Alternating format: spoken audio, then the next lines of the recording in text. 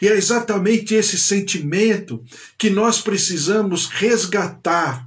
E não apenas resgatar, mas preservar, estabelecer através de nós, sobre nós e aonde estivermos.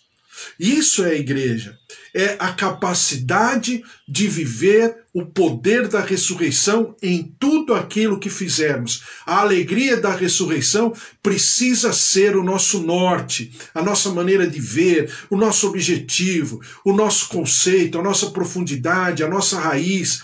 A nossa vida, a nossa fé estão baseados na conclusão, tetelestai, está consumado, ler lerá, ele foi para o seu objetivo, ele foi de maneira soberana, não foi alguém, não foi uma trama, não obstante ter a trama, não foi todo um conchavo político, não obstante ter todo o conchavo político, não foram os interesses de inveja dos religiosos da época, não obstante ter a inveja e o interesse financeiro, monetário, na destruição e na morte do Senhor Jesus, tudo isso foi real.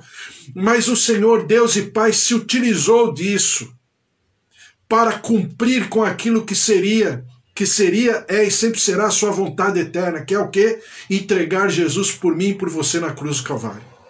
Então, exatamente essa verdade faz com que nós possamos pensar, em primeiro lugar, qual a razão da ressurreição de Jesus? Claro que a gente já viu isso, eu só vou, de maneira resumida, pensar a respeito, porque estamos terminando o livro de Mateus. Mas qual a razão da ressurreição de Jesus? Em primeiro lugar, para que fosse provada a sua santidade e a sua inculpabilidade. Por quê? Porque Jesus morreu santo. Ele viveu na plenitude da sua santidade. E como ovelha, sem mácula, ele foi apresentado pelo Pai diante de toda a humanidade, diante de toda a criação e diante de todo o mundo espiritual. E a Bíblia diz aqui, textualmente, estou sem áudio. Minha tia Alzira, eu acho que... Eva, você está me ouvindo aí? Bom, se vocês estiverem me ouvindo, me falem, porque a minha tia Alzira está falando que está sem áudio. Mas eu acho que eu estou com áudio aqui, pelo menos eu não mexi em nada. Eu tenho até medo de mexer no celular. Bom, voltando aqui. Então a gente percebe que ele morreu em Atos, ele morreu em santidade. Atos 2, versículo 24 diz assim: ao qual, porém, Deus ressuscitou, rompendo os grilhões da morte, porquanto não era possível fosse ele retido por ela. Porque não fosse...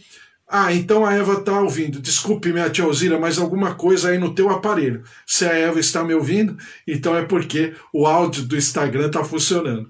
Então, oi Eva, bom dia. Aliás, bom dia a todos. Mara, bom dia. Minha tia Alzira, bom dia. Eva, Carlos, todos, bom dia. Sempre orando por vocês.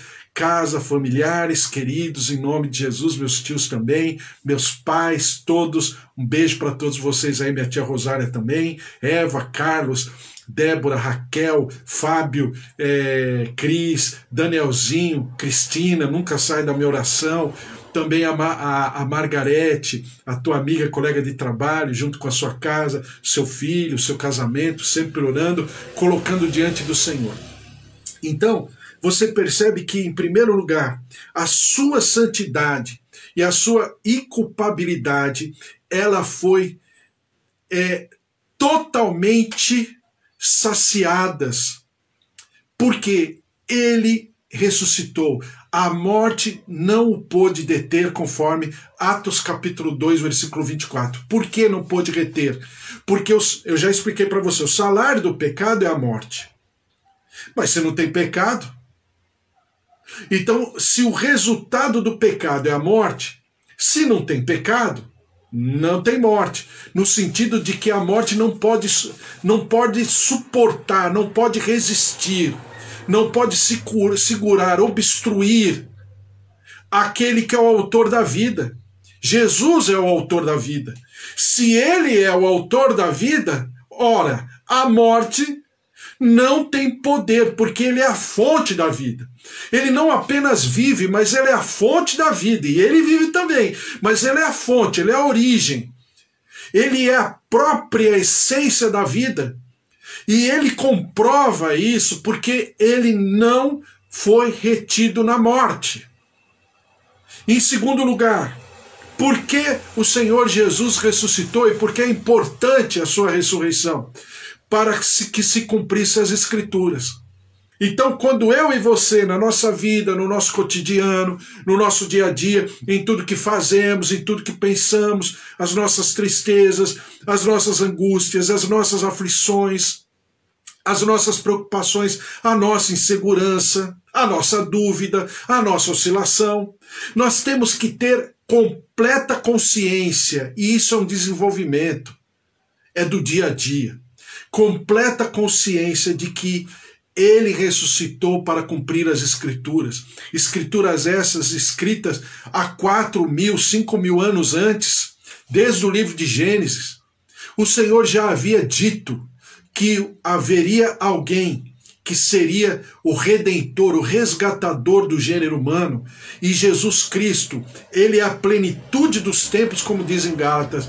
Ele cumpriu exatamente com toda a palavra de Deus. Então significa o quê? Que o Senhor cumprirá com todas as suas promessas sobre a tua vida, sobre a tua casa, sobre a tua família. A Bíblia fala em 1 Coríntios capítulo 15, versículo 3, antes de tudo, vos entreguei o que também recebi, que Cristo morreu pelos nossos pecados, segundo as Escrituras, e que foi sepultado e ressuscitou ao terceiro dia, segundo as Escrituras. Então, eu falei outro dia, escrevi até, né? A nossa fé está baseada em quê? Qual é o fundamento da nossa fé? A sua morte, o seu sepultamento e a sua ressurreição. Não é assim que a gente faz a nossa profissão de fé por ocasião do batismo? Nós não falamos, eu creio que Jesus Cristo nasceu, eu creio que Jesus Cristo viveu, eu creio que Jesus Cristo padeceu, sofreu, morte de cruz, foi sepultado, mas ressuscitou ao terceiro dia e vivo está, porque eu sei que o meu Redentor vive. A nossa profissão de fé, ela está enraizada, aprofundada nesses conceitos: morte, sepultamento e ressurreição, segundo a palavra do Senhor aqui. Foi sepultado, morreu pelos nossos pecados, segundo as Escrituras, foi sepultado, ressuscitou ao terceiro dia, segundo as Escrituras. A nossa fé está aqui. Ele é o nosso mediador entre Deus e os homens, Jesus Cristo, homem. Então, sim, em primeiro lugar, na sua santidade, na sua inculpabilidade, a morte não poderia reter. Isso precisa fazer parte, né, do nosso entendimento. Em segundo lugar, a minha fé está baseada exatamente na sua ressurreição, como resultado de uma vida humana comum, normal, de um flagelo, de um sofrimento, de uma tortura anunciada e que ele sabia que passaria pela sua crucificação na cruz do Calvário, mas pela sua ressurreição no terceiro dia. Eu não posso só crer num item, que ele viveu como homem. Eu não posso só crer também num outro item, que ele padeceu e sofreu e morreu na cruz do Calvário. Mas eu tenho que crer que ele viveu como homem, que ele padeceu, sofreu, foi torturado por mim e por você, levando a condenação, a sentença capital de morte na cruz do Calvário, mas que, após a sua morte, ao terceiro dia, ele ressuscitou. Então, cumprindo as Escrituras, Lucas 24, versículo 44, diz assim: a seguir, Jesus lhes disse: são estas as palavras que eu vos falei, estando ainda convosco, importava se cumprisse tudo o que de mim está escrito na lei de Moisés, nos profetas e nos salmos. glória a Deus, o Rabino Jesus agora, né, testificando, referendando todo o Antigo Testamento, ao contrário dos saduceus que só criam, né, no Pentateuco, e os fariseus, como fundamentalistas, criam em toda a Torá. Então Jesus está falando de toda a Torá aqui. Ele diz, escrito está na lei de Moisés, nos profetas e nos salmos. Então, lhes abriu o entendimento para compreender as Escrituras. Então, esse entendimento não é humano, não é racional, pura e simplesmente, porque não seria suficiente, mas é limitado. Mas tem que ser um entendimento vindo do alto, vindo de um agente externo, externo e interno ao mesmo tempo, que é o Espírito Santo, a terceira pessoa da Trindade, nos abrindo o entendimento para entendermos as Escrituras. Diz assim, ele disse, assim está escrito que o Cristo havia de padecer e ressuscitar dentre os mortos no terceiro dia, que em seu nome se pregasse o arrependimento para a remissão dos pecados a todas as nações, começando de Jerusalém. Vós sois testemunhas destas coisas. Eu e você somos testemunhas dessas coisas. As coisas circunstanciais, a vida em si, tudo que está acontecendo, todas essas guerras, todos esses conflitos de narrativa, nada mais devem ser do que pura e simplesmente instrumentos para que eu tenha vamos chamar, a minha verdadeira missão. A minha verdadeira missão, desculpe alguns, não é pura e simplesmente defender a mortadela ou coxinha. Não obstante, está no bojo de tudo. Mas a minha missão diz aqui, em seu nome, pregar o arrependimento para a remissão de pecados a todas as nações, começando de Jerusalém. Vós sois testemunhas destas coisas. Então, eu não sou testemunha de outra coisa que não, pelo menos eu não quero ser. Mas eu quero ser testemunha conforme aquelas mulheres. Aquelas mulheres não tinham problemas? Aquelas mulheres não tinham dificuldades? Aquelas mulheres não ficavam no cangote delas, direto, com os religiosos apontando o dedo para elas, para falar o que elas tinham feito de certo ou de errado? Aquelas mulheres não eram subjugadas, não eram subservientes a toda uma sociedade? Aquelas mulheres não eram apequenadas? Elas não tinham uma condição social abaixo, num nível abaixo da condição social do homem? Mulher não poderia falar em julgamento. Mulher não era... A mulher era tida, eu já falei isso para você, que na cultura deles, a mulher era tida como uma propagadora de lendas. Veio de mulher? É lenda. Eles nem ouviam. A Bíblia fala que ainda parte dos discípulos não acreditaram nas mulheres. Tanto é que Pedro e João vai conferir. E essas mulheres, ainda com todos os limitadores, elas saíram ali para testemunhar que Jesus vive. Acima de todos os limitadores das situações, circunstâncias, da perseguição, da discriminação, de tudo que elas sofriam dia após dia durante toda a história delas. Em nenhum momento ela fez dessas questões a pauta. Elas não fizeram dessas questões a pauta. Pelo contrário, elas tiveram muito coragem e suplantaram a pauta. Presta atenção no que eu estou falando. Existem alguns servos de Deus que vão um pouquinho além da conta. Eu fui lá no dia 7 de setembro e vi. Muitos ali, orando, clamando. Eu vi até alguns de joelhos ali na Avenida Paulista. Eu estou falando Avenida Paulista porque eu estou aqui em São Paulo. Então, na Avenida Paulista foi maravilhoso. Mas tinham outros que estavam exacerbados. Estavam muito viscerais. Estavam muito fígado, em outras palavras. Calma. A Bíblia fala que nós devemos ser astutos como a cobra, mas mansos como a pomba. Astutos no sentido de sabermos tudo o que está acontecendo. E mansos como a pomba, por quê? Porque dos tais, dos mansos, né? É quem? dos tais é o reino dos céus. Então a palavra do Senhor mostra isso. E nós precisamos colocar a nossa verdadeira missão, o nosso verdadeiro caráter espiritual à disposição do Senhor, dentro de todo um contexto e de toda uma circunstância que não é fácil. Mas do outro lado, nós temos o Espírito Santo de Deus. Em terceiro lugar, para destruir o poder do pecado, do diabo e da morte.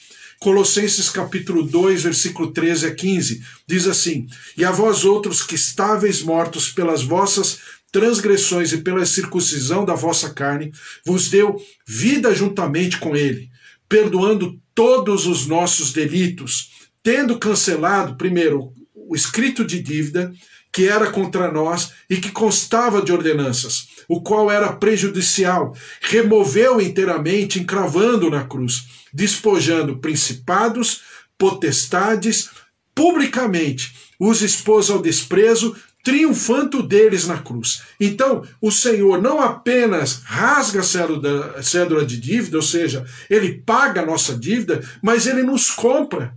Por quê? Aquilo que pertencia, Paulo fala que nós éramos até então filhos da desobediência. Mas o Senhor nos comprou. Não apenas pagou a nossa dívida, mas nos comprou com o seu sangue. E nos purificou com a água, como quando sai da cruz, quando ele está crucificado, que vai lá o centurião e espeta Jesus para ver se ele havia sido morto, que ele estava morto. E sai sangue e água. Por quê? O sangue é a marca da aliança e a água simboliza a depuração, uma nova ordem, através da sua própria palavra, porque a sua palavra é água, no sentido espiritual. Então existe toda uma constituição, e nós fomos agora completamente restituídos na nossa natureza, na nossa origem. Qual é a nossa origem? Para o louvor da sua glória. A nossa origem é uma origem de incorruptibilidade. Então nós deixamos o primeiro gabarito e nos atrelamos, nos ancoramos no segundo gabarito, no segundo modelo, que se chama Jesus Cristo. E ao contrário do primeiro modelo, esse modelo deu certo. Ele conquistou, ele realizou. Ele nos redimiu, ele pagou a nossa dívida, ele nos comprou e ele nos libertou. E para a liberdade é que nós fomos chamados. Em quarto lugar, para produzir a nossa justificação ou salvação. Romanos capítulo 4, versículo 24 em diante diz assim: Mas também por nossa causa, posto que a nós igualmente nos será imputado a saber, a nós que cremos naquele que ressuscitou dentre os mortos a Jesus nosso Senhor, o qual foi entregue por causa das nossas transgressões e ressuscitou por causa da nossa justificação. Então, nós fomos justificados, não é que nós fomos, né, vamos dizer, achados inculpáveis pelo nosso procedimento, mas nós fomos achados inculpáveis pelo procedimento dele. Nós fomos justificados nele e por causa dele e através dele. Ele é a razão da nossa salvação, ele é a razão da nossa restauração, da nossa remissão. E, em quinto e último lugar, para garantir a nossa ressurreição física e futura. Né? Romanos capítulo 8, versículo 11 diz assim: Se habita em vós o Espírito daquele que ressuscitou a Jesus dentre os mortos, esse mesmo que ressuscitou a Cristo Jesus dentre os mortos, vivificará também o vosso corpo mortal por meio do seu Espírito, que em vós habita. Assim, pois, irmãos, somos devedores não à carne, como se constrangidos a viver segundo a carne. Porque se viverdes segundo a carne, caminhais para a morte. Mas, se pelo Espírito mortificardes os feitos do corpo, certamente vivereis. Pois todos os que são guiados pelo Espírito de Deus são filhos de Deus.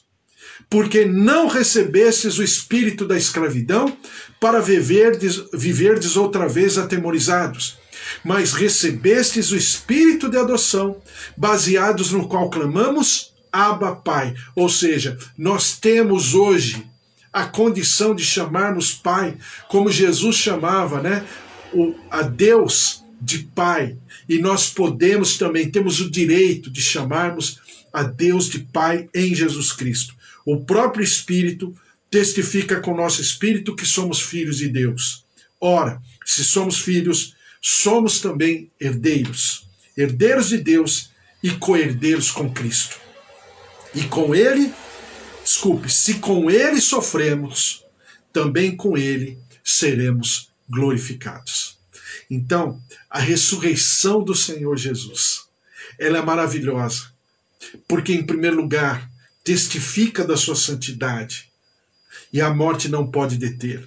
Em segundo lugar, porque nós entendemos que nós estamos com Ele, nele e justificados por Ele.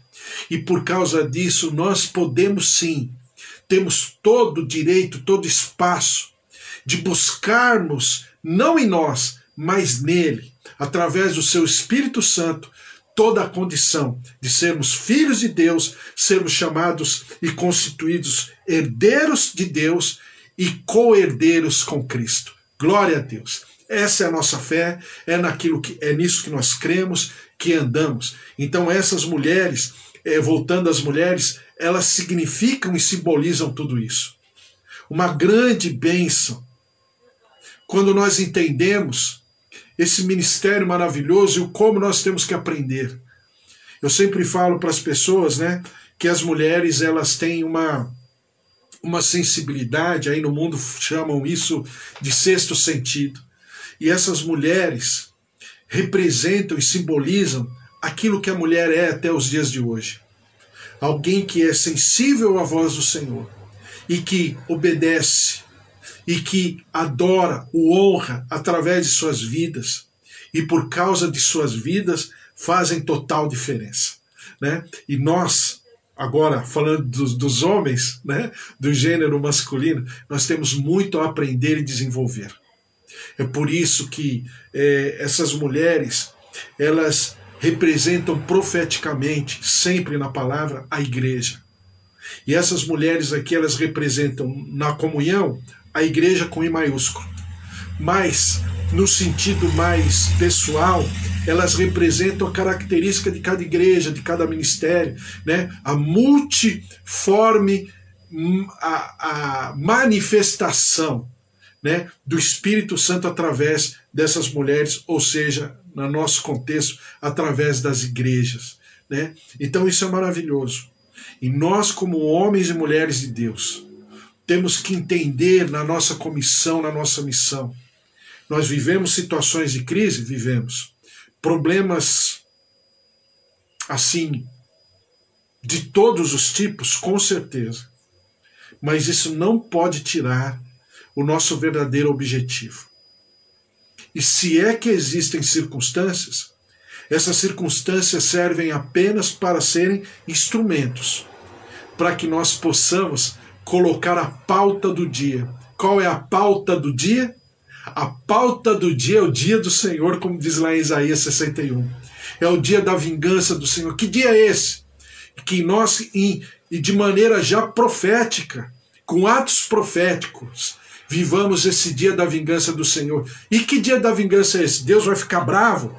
Vai falar, agora eu vou à desforra? Não, mas é o dia da vingança porque é o cumprimento da palavra de Deus. E verdadeiramente ele será entronizado, né, como já está entronizado no nosso coração, no reino do nosso coração, da nossa vida. Esse é o nosso dia. E esse dia precisa ser pontuado, desenvolvido a cada momento. Você está aí no teu trabalho, onde você estiver, na tua missão, exatamente para isso. Ah, mas é como a Eva, eu sou corretora, né? Ou eu sou vovó, que cuida do meu netinho. Ou então a minha tia Alzira, que é vovó, e também cuida da sua casa, sua família, claro. Mas tudo dentro de uma missão. Como a pastora Mara no seu trabalho, como a Amanda no seu trabalho, Bispo Antônio também, né? A Suzy, sua esposa. Então, todos nós temos uma grande missão. Sabe por quê? porque nós precisamos expressar essa justiça. A terra carece de justiça. Sabe quem pode incorporar a justiça equilibrada, a justiça, como dizem aí os nobres causídicos, né? A justiça com equidade? Só tem um, o servo de Deus, não tem outro na terra. É só você. É só você que pode viver essa justiça, né? Oriunda, né? Originária, que vem da parte do Senhor, através do teu procedimento, da tua vida e de tudo aquilo que você faz em nome de Jesus. Então, mãos à obra, em nome de Jesus. Glória a Deus.